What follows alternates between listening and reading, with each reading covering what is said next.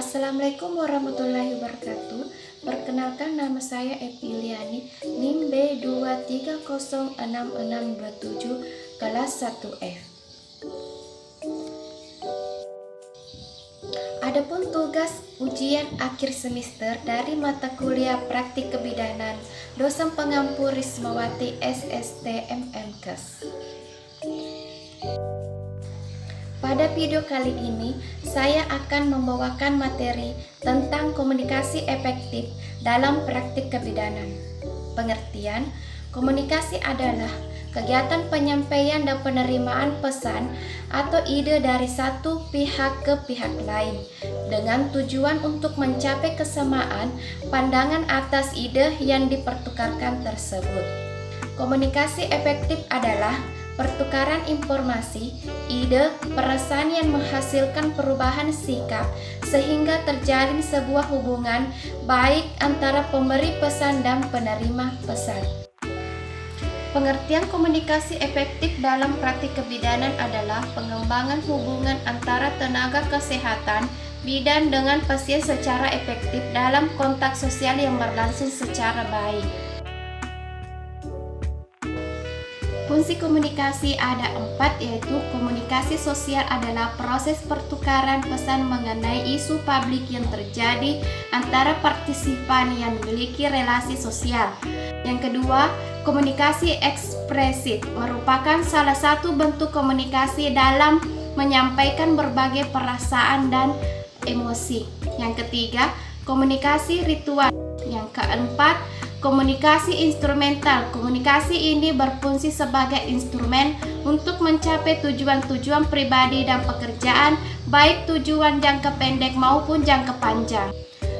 Tujuan komunikasi yang efektif. Tujuan komunikasi efektif adalah memberikan kemudahan dalam memahami pesan yang disampaikan antara pemberi informasi dan penerima informasi, sehingga bahasa yang digunakan oleh pemberi informasi lebih jelas dan lengkap, serta dapat dimengerti dan dipahami dengan baik oleh penerima informasi atau komunikan. Adapun unsur-unsur komunikasi yaitu komunikator, pesan, komunikan, media, umpan balik. Selanjutnya, jenis-jenis komunikasi. Ada 2 jenis komunikasi, yaitu komunikasi verbal. Komunikasi verbal menggunakan kata-kata yang disebut juga sebagai komunikasi bahasa, lisan. Kata-kata yang digunakan dipengaruhi oleh latar belakang sosial, budaya, ekonomi, umur, dan pendidikan. Sedangkan komunikasi nonverbal mencakup gerak-gerik, sikap, ekspresi wajah, dan penampilan. Komunikasi nonverbal tidak menggunakan kata-kata yang disebut juga bahasa tubuh. Selanjutnya, faktor-faktor yang mempengaruhi komunikasi. Yang pertama, perkembangan. Kedua, persepsi. Ketiga, nilai. Keempat, latar belakang sosial budaya. Kelima, emosi. 6, jenis kelamin. 7, pengetahuan. 8, peran dan hubungan. 9, lingkungan. 10, jarak. Selanjutnya, model komunikasi.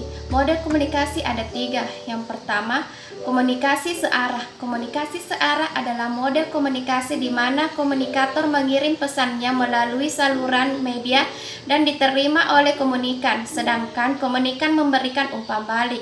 Yang kedua, komunikasi 2 arah. Komunikasi 2 arah adalah model komunikasi di mana komunikator mengirim pesan dan diterima oleh komunikan.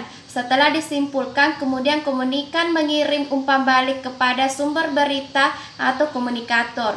Yang ketiga, komunikasi berantai.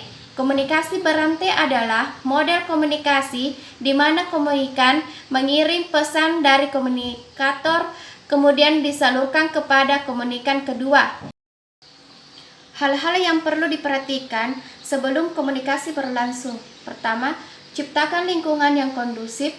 Kedua, hargai penampilan dan harga diri pasien. Ketiga, posisi petugas kesehatan dan pasien. Keempat, menyamakan tujuan perlunya komunikasi berlangsung.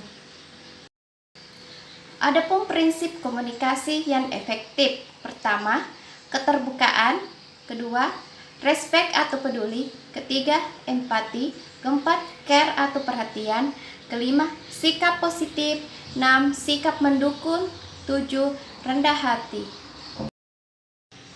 Ada 3 hal komunikasi dikatakan efektif sebagai berikut. Yang pertama, pesan dapat diterima dan dimengerti serta dipahami sebagaimana yang dimaksud oleh pengirimnya. Yang kedua, pesan yang disampaikan oleh pengirim dapat disetujui oleh penerima dan tindaklanjuti oleh perbuatan yang diminati oleh pengirim. Yang ketiga, tidak ada hambatan yang berarti untuk melakukan apa yang seharusnya dilakukan untuk menindaklanjuti pesan yang dikirim.